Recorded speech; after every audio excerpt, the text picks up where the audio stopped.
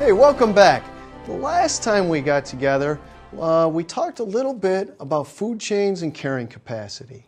And right before we left, I gave you kind of a little problem to go over. So let's start with that.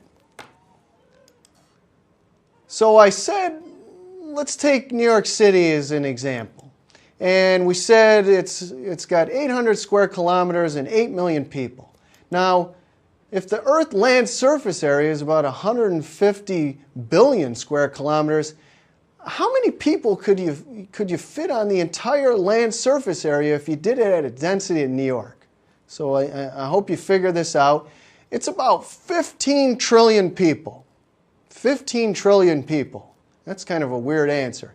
And it's important because similar arguments have been used to say that we don't have a population problem on planet Earth. And I'll give you the most common one. People have used Holland as an example, the Netherlands. And they say, look, in the Netherlands, there's a high population density.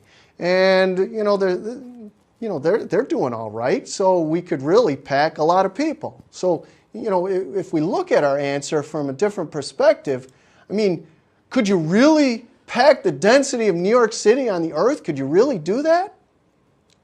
What is the problem? What is the problem? Well, let's think about it a little bit. It's the same problem with Holland. Now, does New York City generate all its own food? No. It gets food from other ecosystems. Does New York City dispose of its own waste and assimilate it? No, it doesn't do that either. It can be shipped out to New Jersey or dumped out in the ocean or something like that. So the land surface area and even water surface area that New York City utilizes is bigger than just the area it sits on. And the same deal is connected with Holland.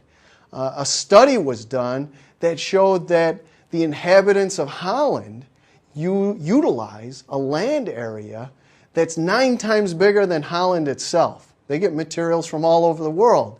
Their wastes go all over the world. So we're going to think about that concept a little bit and also some of the problems of connecting the idea of carrying capacity to humans. All right, it might be hard to come up with a carrying capacity for humans, and there's several reasons for that. So let me kind of go over those quick. Now, one is we have technology, so we can really change our environment around us.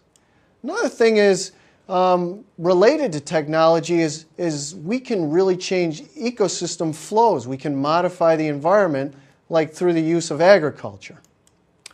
We also use more than we need, so we're a little different than other organisms. We want more than the required 1,600 kilocalories of energy. Another thing is we use land and resources very far away. Holland was a great example of that. New York City as well. We get things from far away.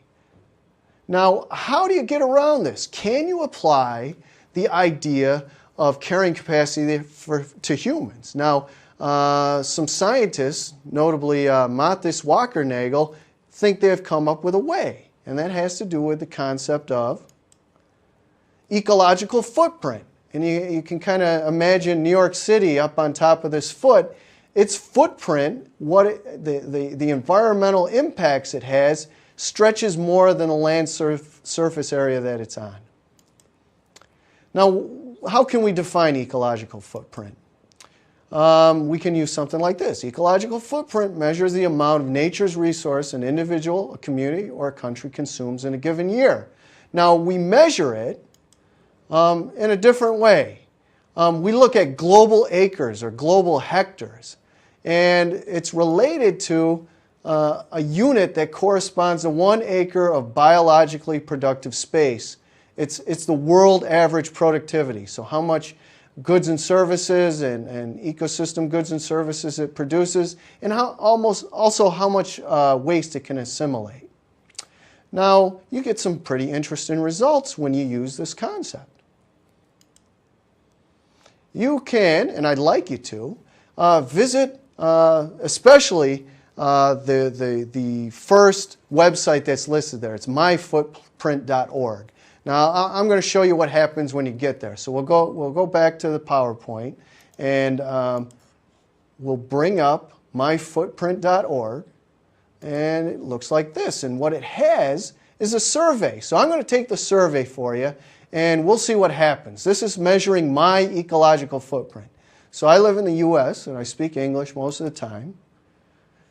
So we'll put in how old I am, a range in here, I won't tell you exactly.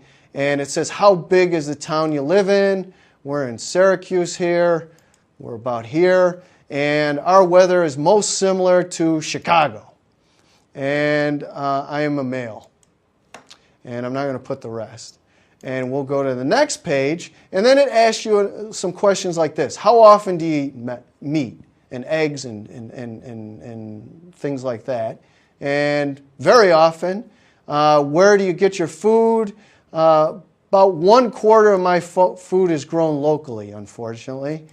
How much waste do I generate? I'd say much less. 5 people live in my household. Size of my house, just got a new house. Fit in here, it's good size. What describes your home? It's freestanding. I do have water. I do have electricity, but I do have energy conservation. All right. On average, I don't take the bus much. I don't motorbike much.